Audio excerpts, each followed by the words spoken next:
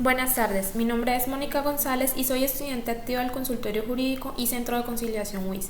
En esta ocasión abordaremos una temática muy importante y poco desplegada en la práctica social, como lo son las pautas a tener en cuenta para la inclusión laboral de personas con discapacidad. Más específicamente, desarrollando los ajustes razonables para contratar personas con discapacidad auditiva.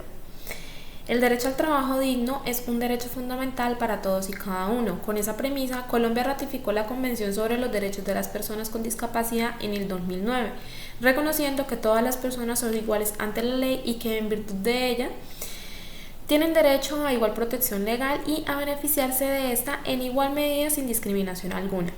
Específicamente, el artículo 13 de la Ley 1618 del 2013 establece que todas las personas con discapacidad tienen derecho a trabajar en igualdad de condiciones a las demás y que el Estado debe promover y salvaguardar el ejercicio del derecho al trabajo, prohibiendo la discriminación por motivos de discapacidad.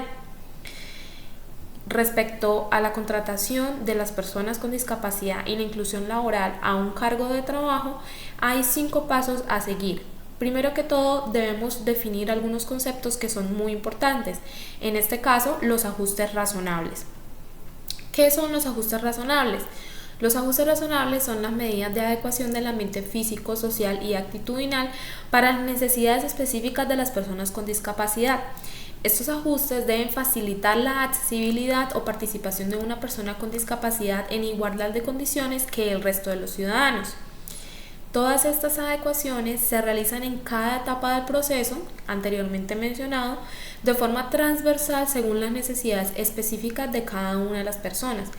Dicho arreglo permite la accesibilidad o participación de una persona con discapacidad en igualdad de condiciones que el resto de los trabajadores.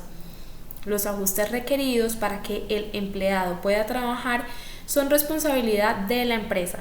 Esta es la que debe prever la provisión de adaptaciones razonables para permitir que los empleados con discapacidad accedan a los espacios e información requeridos en la empresa y puedan realizar su trabajo de manera efectiva y desenvolver sus habilidades en el cargo que le corresponde. Como su nombre lo indica, estos ajustes son razonables y por lo tanto no deben significar un gasto desproporcionado de las adaptaciones que se vayan a realizar. Las organizaciones, tanto privadas como públicas, pueden apoyar a las empresas en el estudio y realización de estas medidas.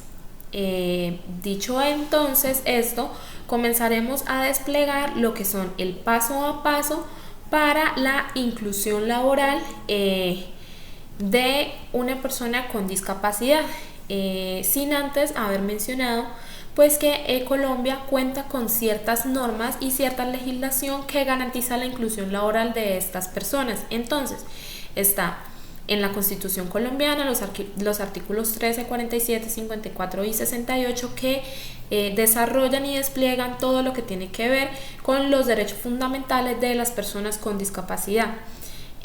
También está el convenio 159 de 1989, la ley 361 de 1997, la ley 762 del 2002, la ley 1346 de 2009 y la ley 1145 de 2007.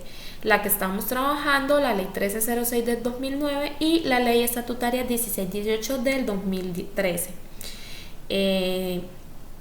Entonces, habiendo mencionado esto, empezaremos con el paso a paso de la inclusión laboral. Esta paso a paso involucra tanto a la empresa como a las personas con discapacidad y cuenta con 5 eslabones que serán desarrollados a continuación. Entonces, todos estos niveles se despliegan de la inclusión que se realiza a partir de los ajustes razonables. El primer paso es la decisión gerencial, el segundo es la selección y contratación de las personas con discapacidad, el tercer paso sería la sensibilización, el cuarto nivel el acompañamiento y como quinto y último tenemos la evaluación. Esta evaluación que además se subdivide en 2 partes.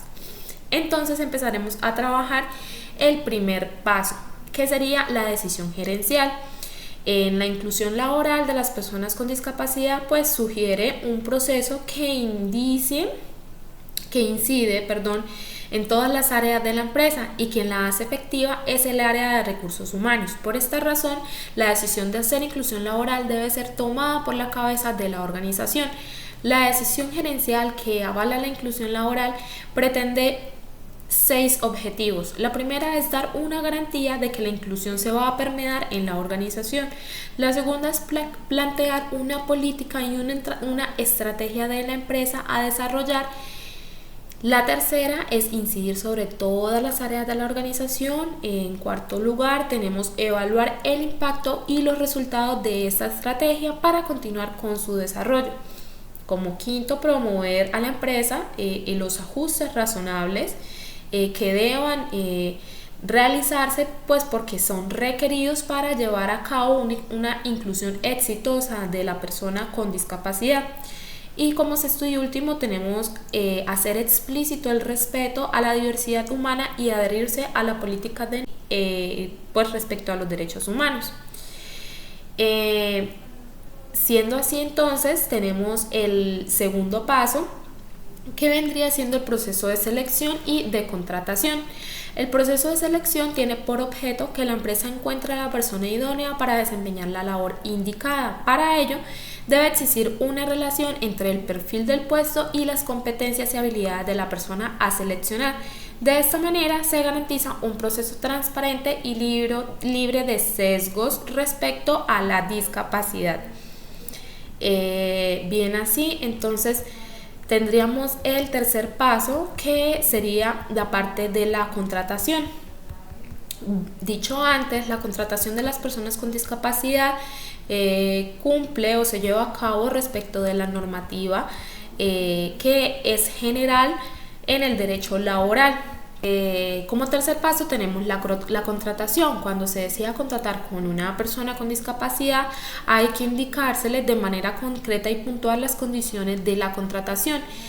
Entonces, en esa medida, como se realizan con la misma rigurosidad y con la misma legislación que existe para el derecho laboral en la malla decodificada, ese mismo derecho es el que rige para las personas con discapacidad. Existen entonces unas modalidades de contratación, que está como el contrato como teletrabajador, el contrato a término fijo, el contrato a término indefinido y el contrato de aprendizaje. Entonces, se debe destacar en este punto muy importante que cada empresa es autónoma en su proceso de selección y contratación. No obstante, es necesario que para la contratación de personas con discapacidad se cuente con una serie de documentos esenciales en el momento de la firma, y se recomiendan que sean 3.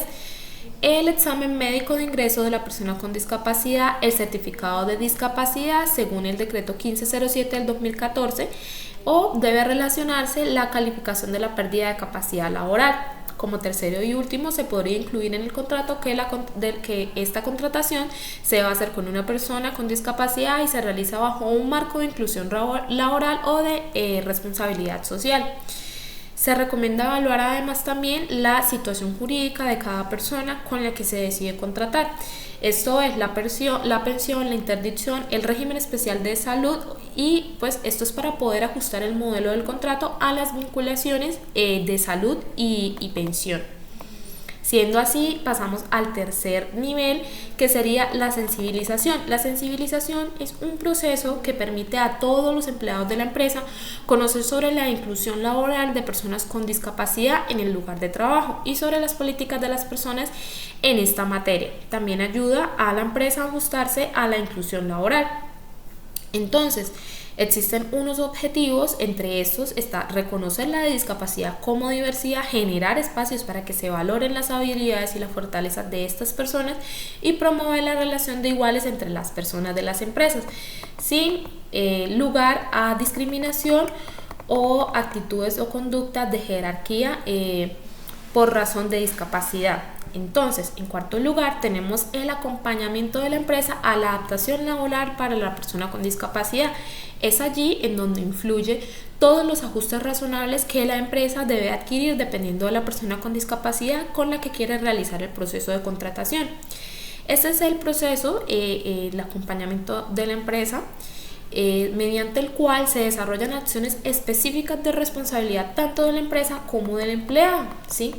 Entonces, para ello se inicia con un plan de inducción de la empresa hacia la persona con discapacidad, y este plan de inducción debe contener al menos 3 pasos. El primero es la presentación de la empresa, su misión, su visión, su historia. El segundo, las normas de seguridad. El tercero, la presentación del grupo de trabajo. Y pues por último, pero no menos importante, también debe hacerse el entrenamiento a las funciones del cargo de la persona a la que se decide contratar. En quinto lugar, tenemos la evaluación del desempeño. Esta evaluación de desempeño debe ajustarse de acuerdo al perfil del cargo y no enfocarse en las habilidades de la persona. Esto quiere decir que la persona con discapacidad que fue seleccionada cuenta con las capacidades para desempeñar el cargo por sus habilidades, y pues que los ajustes realizados fueron los adecuados.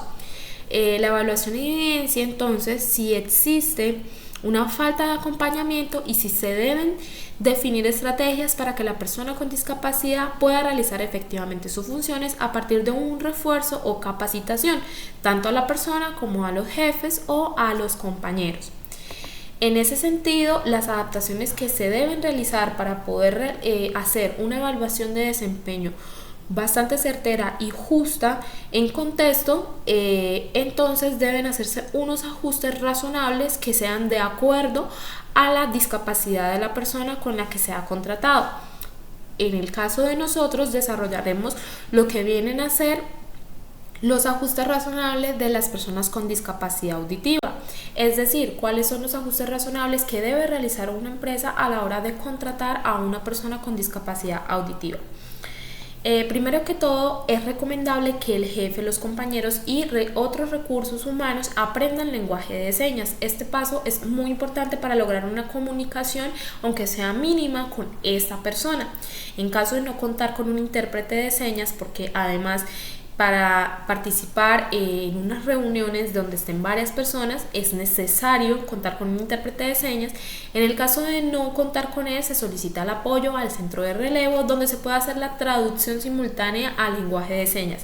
Esto en la medida en la que no haya ningún momento, ninguna oportunidad en la que la persona no vaya a poder comunicar qué es lo que está pensando, o en esa medida, en la misma medida, en ese mismo sentido, no poder comunicarle alguna información importante o relevante acerca del trabajo. Si fuera necesario comunicarse a través de tarjetas, entonces se haría. Digamos que estas son algunas de las pautas a tener en cuenta a la hora de contratar personas con discapacidad auditiva. Otras discapacidades requieren otros ajustes razonables, en donde las modificaciones oscilarían entre el entorno laboral y el entorno estructural. Bueno, siendo así, entonces pasaríamos al sexto y último paso, que sería la evaluación del programa de inclusión laboral de personas con discapacidad en la empresa. Habiendo realizado los ajustes razonables y cada una de las etapas y los pasos anteriormente mencionados, desde la sensibilización hasta la evaluación de desempeño, entonces pasaríamos por la evaluación del programa. Es recomendable evaluar el programa de inclusión laboral y el impacto que generó en las diferentes áreas de la empresa. Los siguientes son algunos indicadores de medición que pueden ser útiles para este propósito. El primero puede ser el cambio en el clima organizacional, el segundo el cambio de la percepción de los clientes o de los usuarios o beneficiarios del servicio que se ofrece. El tercero sería la calificación del desempeño inicial, semestral, anual respecto de las habilidades y destrezas que tiene la persona en su cargo de trabajo. El cuarto sería el número de empleados con discapacidad que tiene en la empresa, y el quinto sería un número de retiro de empleados con discapacidad, cuántas personas han egresado del lugar de trabajo y que cuenten con alguna discapacidad. Siendo así, en una próxima oportunidad desplegaremos otros ajustes razonables acerca de otras discapacidades.